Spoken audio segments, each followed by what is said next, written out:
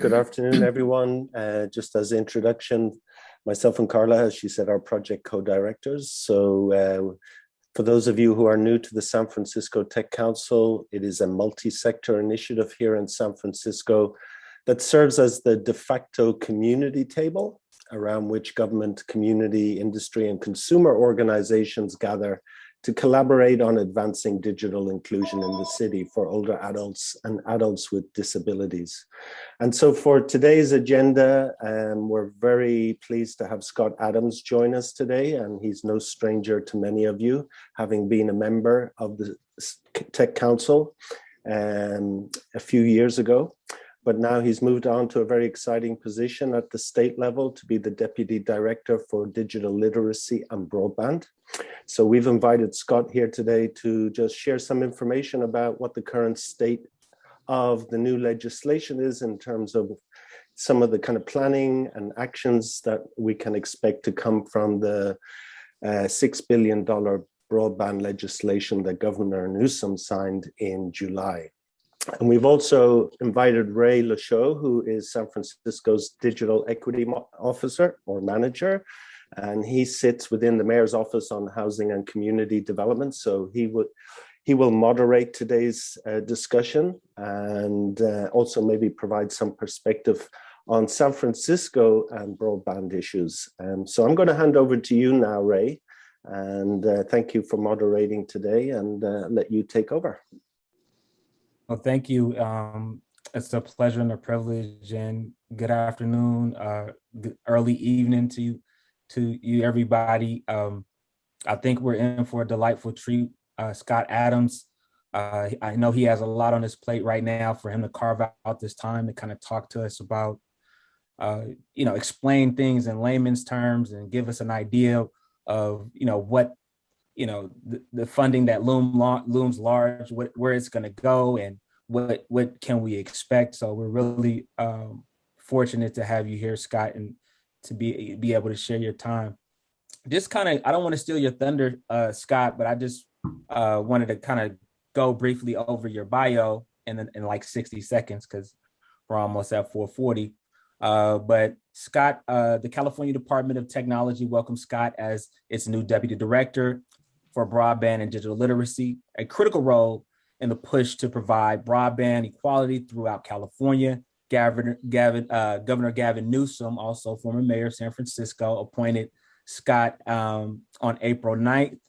Broadband has been the signature item in Adams' professional history. In 2020, he authored the policy paper, Disconnected: Understanding Communication System Failure During Disasters, as a Rebuild North Bay's first ever scholar in residence. He served as a Director of Government and External Affairs for Comcast in San Francisco Bay Area. So he's no stranger to the Bay Area from 2010 to 2018, and where he led the implementation of the company's efforts to bring high-speed internet to low-income households. So that's exciting. Also, Scott is a graduate of UC Berkeley School's Goldman School of Public Policy, where he earned a bachelor's in liberal studies. And he also graduated from California State University, Sonoma. So without further delay, we're right at the 4:40 mark, or now it's 4:41. Scott, can you please go ahead and take it away? Yeah, hi Ray, thank you for the warm introduction, and hello SF Tech Council members. I have to say that while I love my job, that I did love working in San Francisco, and sorry to be cliche, but I did leave my heart there, not just in the city, but with the Tech Council as well. My time working with a lot of the folks that I see here was a critical part of my ongoing education on the digital divide and some of the challenges, particularly in the urban areas of the state. So I am going to share my screen. Got it. Okay. So briefly, I saw the initial format here, and I thought it'd be really easy if I answered a lot of the questions up front and gave just a brief recap of not just broadband in California, but my office, the Office of Broadband and Digital Literacy, sits inside the California Department of Technology. And so for those of you who don't know, just wanted to reiterate that the California Department of Technology is really the guardian of public data and a leader in IT services and solutions for the state. It has broad responsibility and authority over all aspects of California or technology in California state government, and that includes policy formation, interagency coordination, IT project oversight, information security, technology service delivery, and advocacy.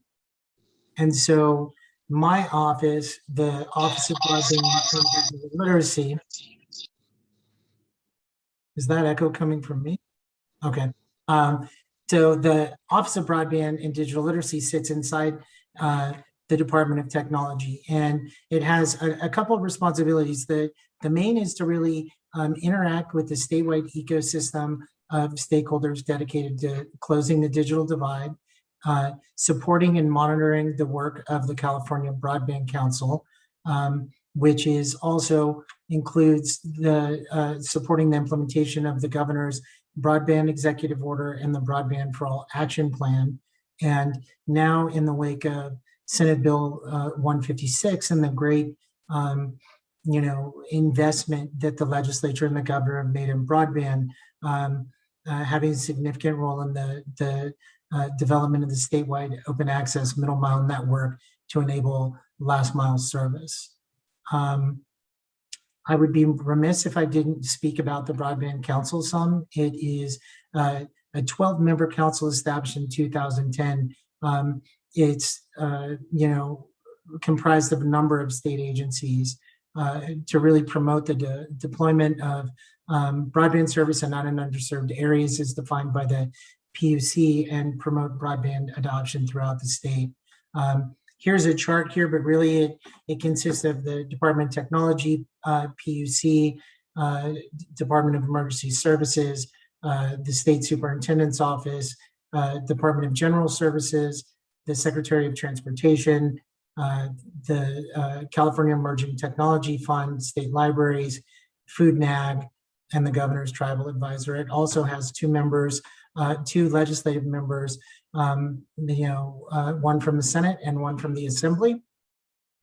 And so, as you all know, COVID really changed the landscape. The digital divide already had its impacts, and we knew what communities and demographics were impacted, but those impacts were amplified and exacerbated by COVID. And so, lack of equity is apparent in some broadband statistics that were really called out in the Broadband Action Plan, that while 83% of Californians have access to broadband, only 52% of Californians have broadband at modern speeds of 100 megs per second. 51% of rural households don't have access to offerings of 100 megs per second. And 28% of tribal areas also lack that. So our office's work and much of the state agencies was informed when the governor, in response to COVID, issued his broadband executive order. It basically required the development of a new California statewide broadband action plan. It also contained 15 very specific items that were loosely clustered around improving data and mapping in the state, identifying funding sources to improve cost models to support various efforts, and then various actions to support broadband deployment and adoption. So out of that, in December 2020, the Broadband Council came up, they basically came up with the Broadband Action Plan. And the three main goals were that all Californians have high performance broadband available at home, schools, libraries, and businesses, that all Californians have access to affordable broadband and necessary devices, and that all Californians can access training and support and enable digital inclusion. So the Broadband Action Plan was really an extension and an extension of and of the executive order with 24 specific actions that, again, address adoption, deployment, digital literacy, funding and mapping and data, and assigned responsibility to those to a number of state agencies and other stakeholders. I saw an initial question that Andrew had asked, what is our role in all of this? So because my boss, Director Amy Tong of the Department of Technology, chairs the Broadband Council, we support and monitor the implementation of both the executive order and the action plan. But we have specific responsibilities around leveraging state contracting and procurement vehicles to promote both broadband deployment and adoption, working to refine cost models for broadband projects, setting up convenings and roundtables with various stakeholders on a number of issues, identifying funding programs and grants, mostly federal, to support deployment, adoption, and digital literacy. We do that work with GoBiz, the Governor's Economic Development Team, and then developing a broadband information portal, which is going to serve as a central repository for a whole host of information for various stakeholders around broadband. Our work and a lot of our partner agencies at the state was further changed with Senate Bill 156 this summer. I think that was one of the other questions. It included $6 billion investment over 3 years to expand broadband infrastructure, increase affordability, and enhance broadband access for all Californians. And out of that fund, $3.25 billion were set aside for the development, acquisition, construction, maintenance, and operation of a statewide open access middle mile network. And our office is to oversee the acquisition of contracts, and I'll get into that in the next slide. But there's another $2.75 billion for last mile infrastructure grant programs that are administered by the CPUC. So as I mentioned, our office and well, actually Department of Technology and the Office of Broadband oversee the acquisition and management of contracts for the project. We work with CPUC, who is a key partner, Caltrans, and the Department of Finance. We are the main point of contact for the effort. We were ordered to retain a third-party administrator to lead and manage the implementation of the Middle Mile Network, Scenic Middle Mile Broadband Initiative, LLC, which is affiliated with Scenic, the Education and Research network developer here in California, has been retained. And we also developed a 9-member Middle Mile Advisory Committee to monitor the development of the Middle Mile. So I know some of you care about governance and leadership, and this is a little bit about the governance and leadership. The Middle Mile Advisory Committee includes a high-level member of the Department of Technology, Department of Finance, Caltrans, the Public Utilities Commission, and the GovOps Agency, or Government Operations Agency, and includes 2 ex officio members of the State Senate and the State Assembly. There is that meets once a month.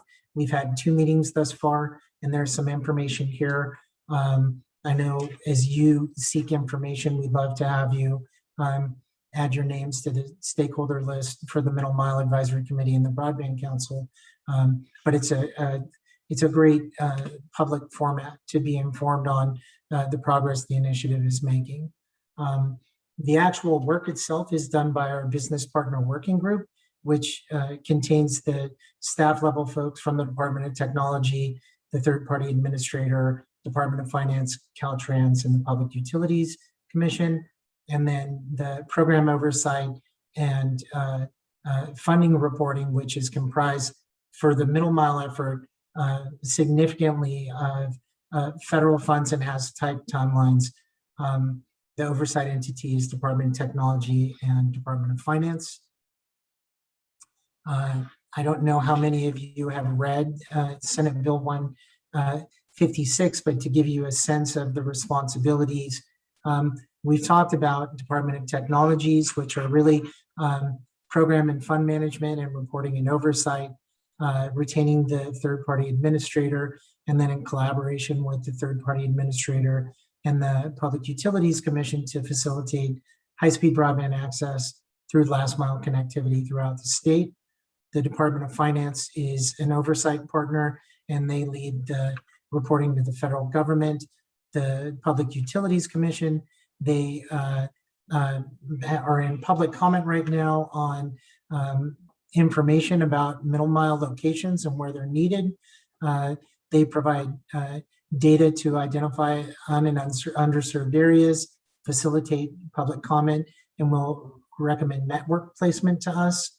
And then Caltrans, their role in this is to leverage existing transportation projects, oversee the contracting and manage those contracts for the network on state roadways.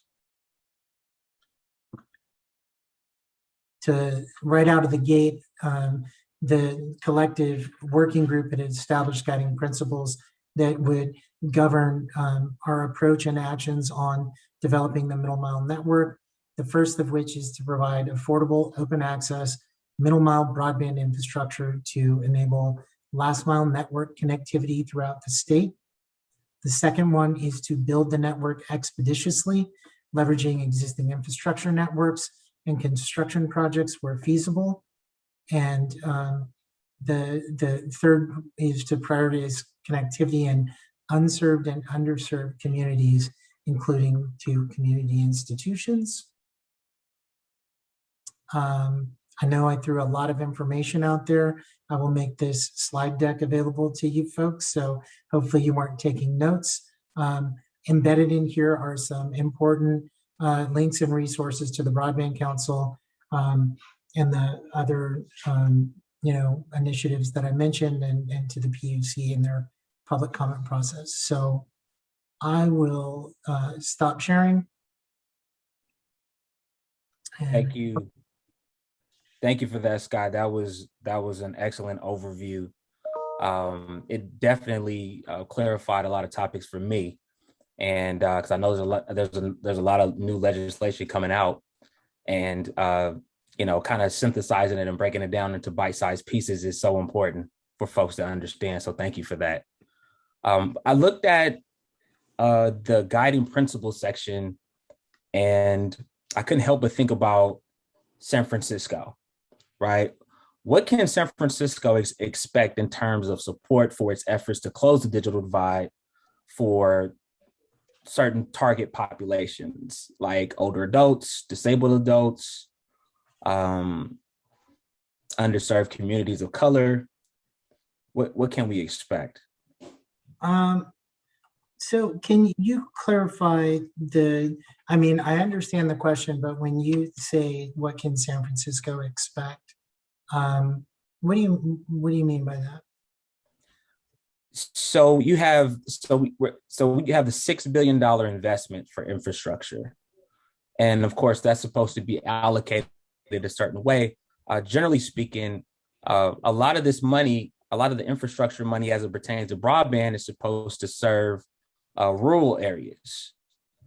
And we know San Francisco is in a rural area.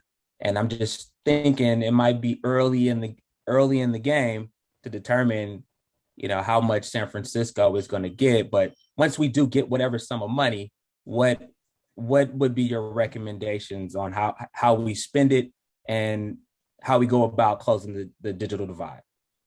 Yeah. So,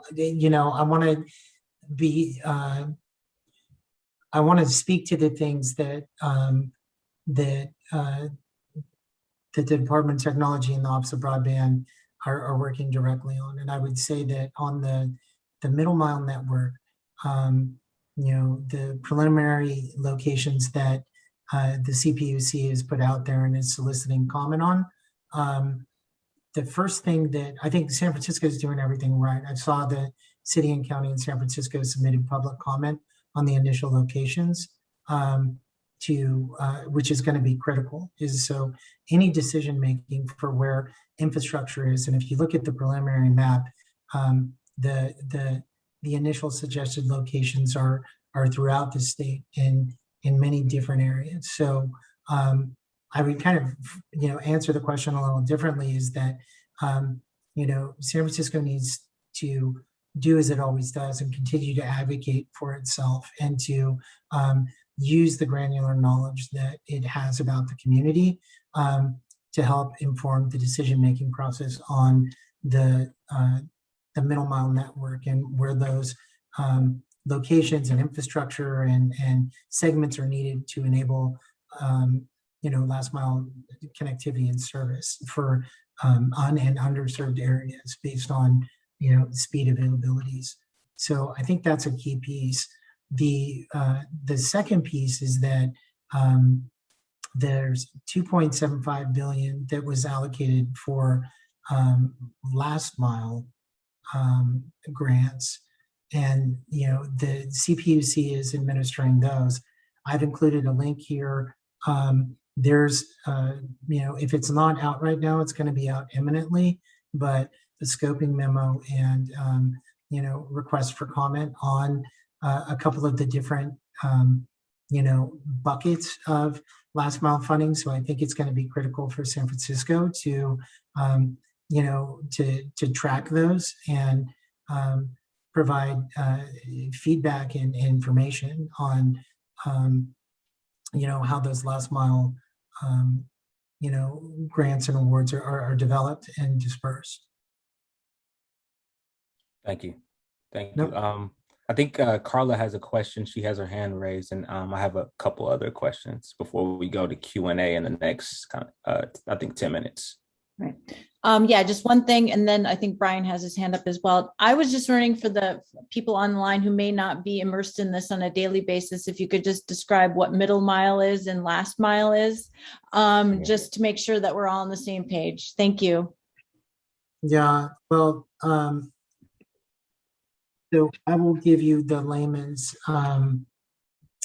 Middle mile is really intended to be the bridge between where there currently is service and connectivity to where there is not, and to create that tie-in point for last mile providers to build out networks and deploy service to folks who don't have it. And so the legislation envisions the middle mile supporting either ISPs or current ISPs, new entrants, or local cities and counties that want to apply for funding in the last mile funding pool to establish their own networks. I think we have one more question before, and then we'll designate the Q&A for other questions. Brian Roberts. Well, hi, Scott and Good to see you, Brian. Council. Good to see you, Scott. Yes, so the PUC is collecting comment on the last mile piece. I can put that in the chat maybe for folks. Again, and just to kind of raise point is that middle mile network is very ambitious, I feel like, for $3 billion. And, I know you do need to go to completely unserved parts of the state first. So that's, I guess, where a little bit of our concern comes, is if the kind of need exceeds the resources, where as an urban area, we need to demonstrate that need. But in terms of the last mile piece, and this is something that comes up a lot in San Francisco, is we've been misrepresented by maps a lot in terms of access to broadband, just because of poor inside wiring and SROs. And I was at a small business commission meeting the other day, and business owners in the Bayview and Chinatown were saying, members of the commission were saying, we just can't get reliable broadband. So some of those are the kinds of things that we're going to be stressing is not to rely excessively on some of these maps that still, there's a lot of effort being made to improve them, but they rely a lot on carrier input. And especially, things like inside wiring, they really can't kind of capture. So there is that opportunity. And I think for a place like San Francisco, it's everything is driven by, the places, the 17%, was it, that don't have broadband that you mentioned? They're going to get the resources first, but I think we need to kind of demonstrate as a community that, there are some of those pockets within urban areas, and including San Francisco. So I appreciate you being here and look forward to the process of developing the last mile, and hope it's not as costly as I fear it's going to be, but we'll see. Well, Brian, thank you. It's good to see you. I miss our frequent interactions when I used to be in San Francisco, and appreciate the comments.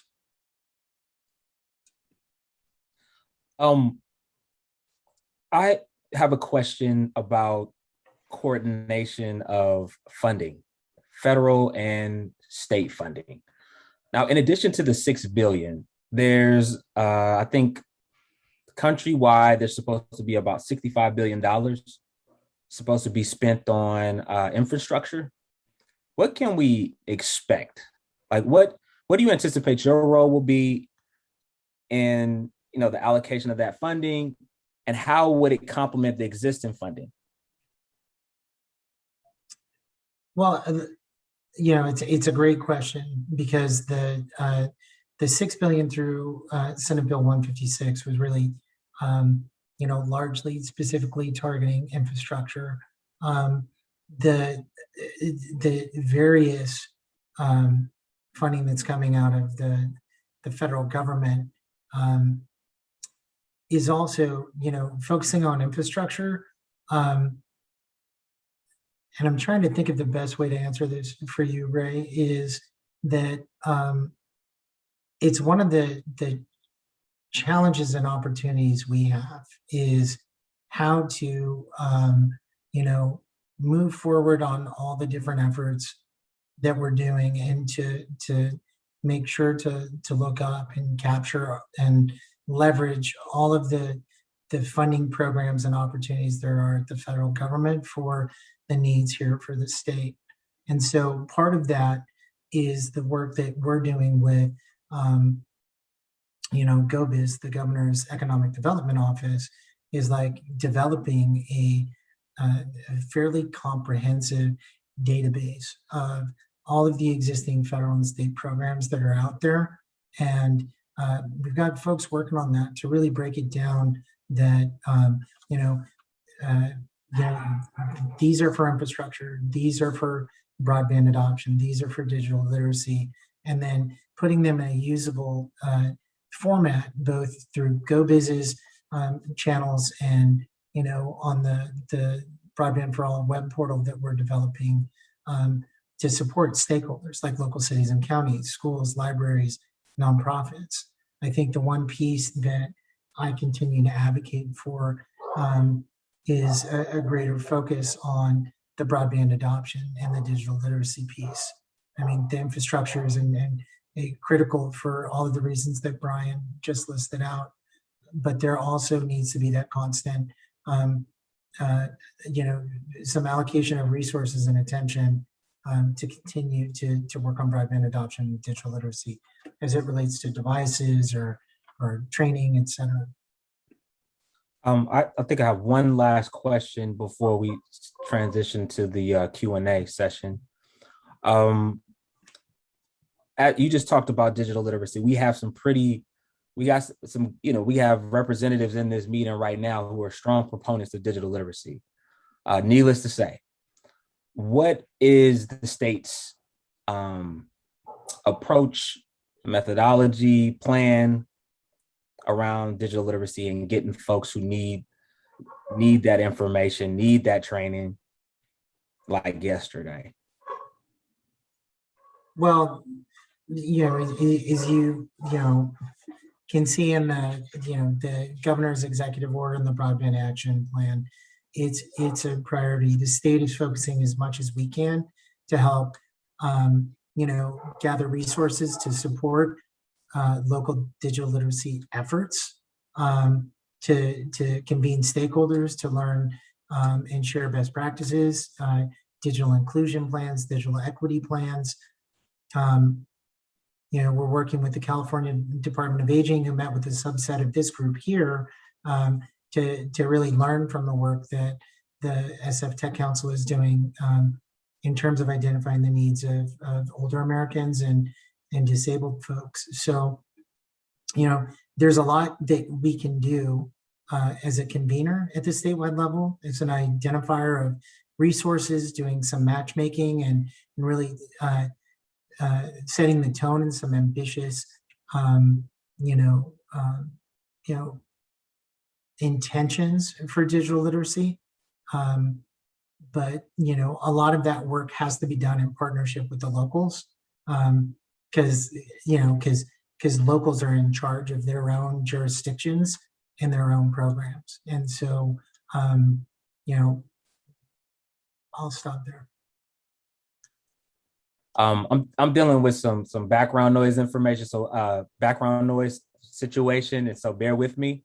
I think first, Richard Adler had a question. Feel free to unmute your mic, Rich, and then we're gonna go to Bill. Bill had a question, and so feel free to unmute your mic next, Bill. Yeah, thanks, Ray. And I want to just follow up on the question you just asked. It's interesting that the name of your office is the Office of Broadband and Digital Literacy, which sort of implies that, there's a kind of equivalent of importance. And yet, what we've heard about in terms of money, organization, and specific initiatives all seem to be focused on broadband deployment. And, what I just heard you say is, well, we'll convene, we'll provide information, but I didn't hear any intention to provide any sort of funding support. I'm in Santa Clara County, and in a way, our situation is parallel to San Francisco. We're a relatively urban area. We have pretty good broadband connectivity, but we have very large numbers of people in this county who are not, they may have a wire going by their homes, but they are not connected, partly for financial reasons and partly because they're simply not at the level of digital literacy that they need to be. So my question is, do you anticipate or expect there being any, concrete support funding from the state going forward that would address specifically what is actually a lot of work going on, as you say, on the local level on digital literacy? I mean, we started in Santa Clara County about a year ago. And we now, just in the last few months, have been developing a Bay Area-wide coalition because we found out there's grassroots efforts underway in every one of the counties: San Francisco, Alameda, Contra Costa, Marin, all the way down to Santa Cruz. But, we don't have much in the way of concrete funds to support our work. Got it. And so thank you for the comments. Can you pull out the question out of there? So the question is, you've described, multi-billions of dollars that the state has allocated for broadband deployment. Do you expect there any sort of funding at even a more modest level to support efforts to improve digital literacy? Yeah, I think it's thank you for the question, Richard. And I would say, yes, our office is the Office of Broadband and Digital Literacy. Yes, right. Part of what I was asked to do is come here and talk about the landscape and where we sit in the landscape, and to talk about the legislation, SB 156, that came out. And that was, a fairly infrastructure specific bill, and the funding was specific to middle and last mile. There was, there's some funding in there, 50 million for local technical assistance to, that's still being developed by PUC. I would say that I did reference the, a bulk of our work is working also on the executive order and the broadband action plan.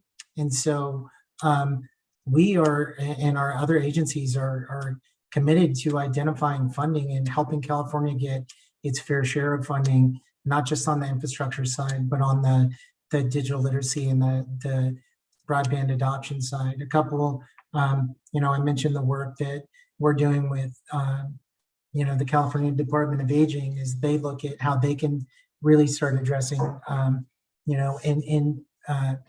even more the needs of seniors and older Americans. But we're working with the Department of Education, the California Emerging Technology Fund, the state libraries, promoting the emergency broadband benefit and other low-cost programs to make sure that they're getting out there. So there's a large focus of ours is on digital literacy, and we continue to advocate for and support entities get connected to funding through either federal or state sources. Great, thank you. Yep. You're welcome. Great question. Thank you. I think just in the interest of time, because we want everybody who has a question to ask their question, if everyone could be as concise as they can. And then because we're wanting to wrap up at 5:30, so just want to give everyone an opportunity. Next person I think is Bill. Bill, I can either read your question or you can unmute your mic. Can you hear me okay? Yep.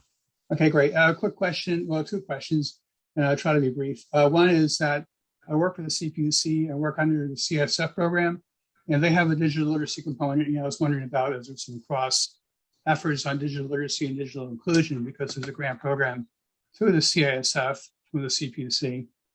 That's one question, and I think you answered most of that. And the other question is, what is the difference in governance between the California Department of Technology and the CPUC in view of the build out of broadband infrastructure? Thank you. Oh, that's a great question. It's well, we are partners on the middle mile network, and CPUC has a critical role, as I shared in my slide, and we'll make sure you get a copy of those. PUC is playing a critical role in the developing the initial locations for the middle mile network, of initiating, receiving public comment, and then developing recommendations to the Department of Technology and the third-party administrator on where those middle mile locations should be. Additionally, CPUC and CDT are going to collaborate on, as new information comes in, whether we need to revise those locations, but also coordinating on the work that they're doing through the California Advanced Service Fund, and as they issue the last mile award grants. So sometimes there used to be grants that went out for both middle mile and last mile together. They weren't just separated out. Got it. Yeah, thank you. Oh, you're welcome. Thank you. I believe Ann is next. Ann, do you have a question? Yeah, sure. Hi, Scott. Good to see you. A couple of things. I mean, first of all, we all know this is not enough money to do all that needs to be done. At the same time, it's certainly some of my experience that it's really the urban areas that are more prepared to apply for these funds than a lot of the rural areas are, frankly.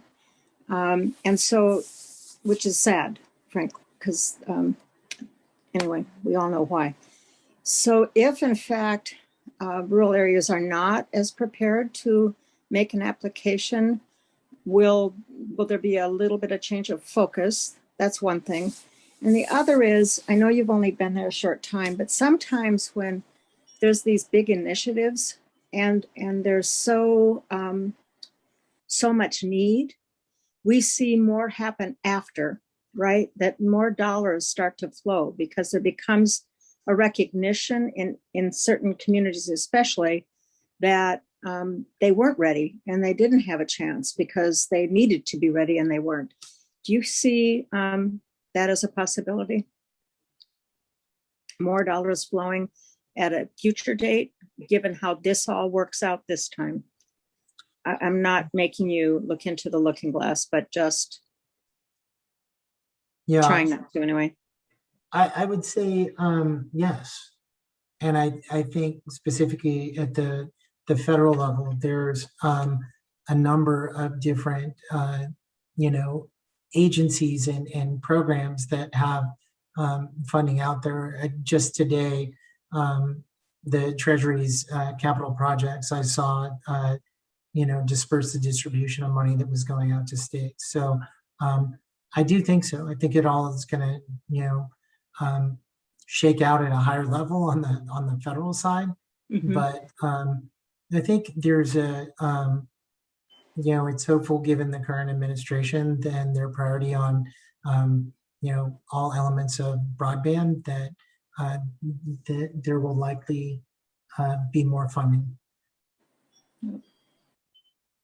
And then the other piece, so the other piece was on rurals. And so, yes, one thing that I don't want to, go outside of my lane because the PUC is really working on the last mile piece, but a really encouraging part of that was $50 million of the bigger pot of the $275 billion for a technical assistance program, specifically to help entities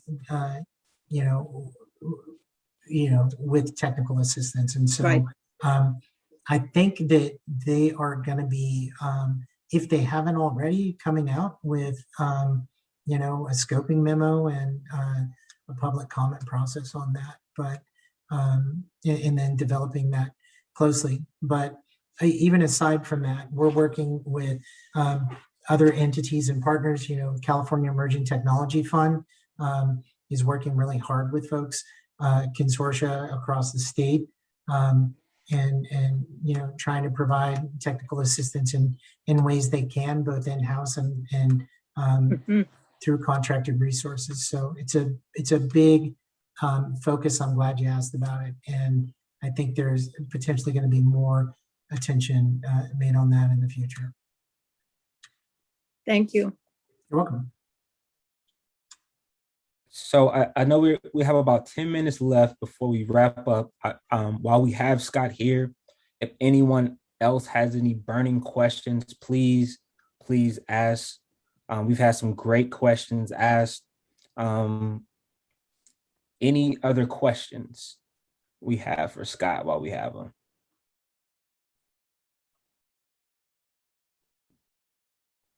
I think Marie, did you want to unmute, or did you want me to read your question? Well, I can probably read it. No, so I'm just curious how the priorities and the funding described today intersect in a really concrete and specific way with the recently adopted master plan on aging and therein the commitments as well to inclusion for older adults and adults with disabilities. Now, how does all of this actually result in being able to carry out an important part of the master plan on aging? That's so Marie, thank you so much for the question. Now, I'm not 100% familiar with the master plan on aging. Is that the state's plan? Yeah, California master plan is, yeah, and there are sections in there committed to broadband inclusion for older adults and people with disabilities. And so how does what you're talking about here really intersect and help that plan be real?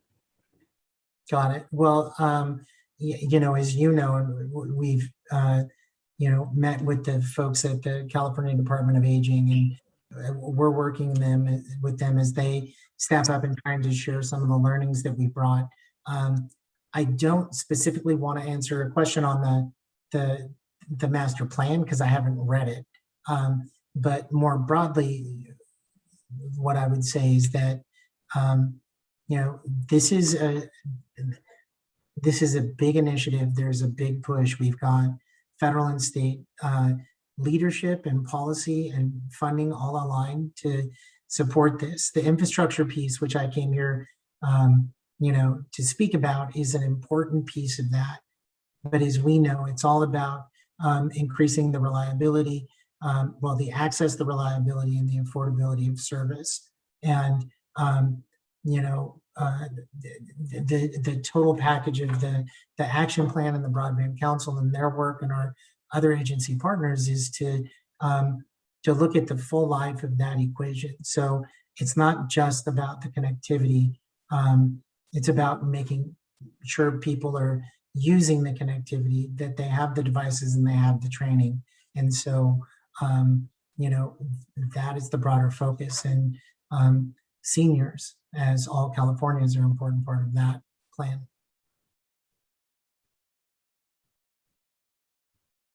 I think, and thank you for that question, Marie. I think we have Andrew. Andrew, you had a question?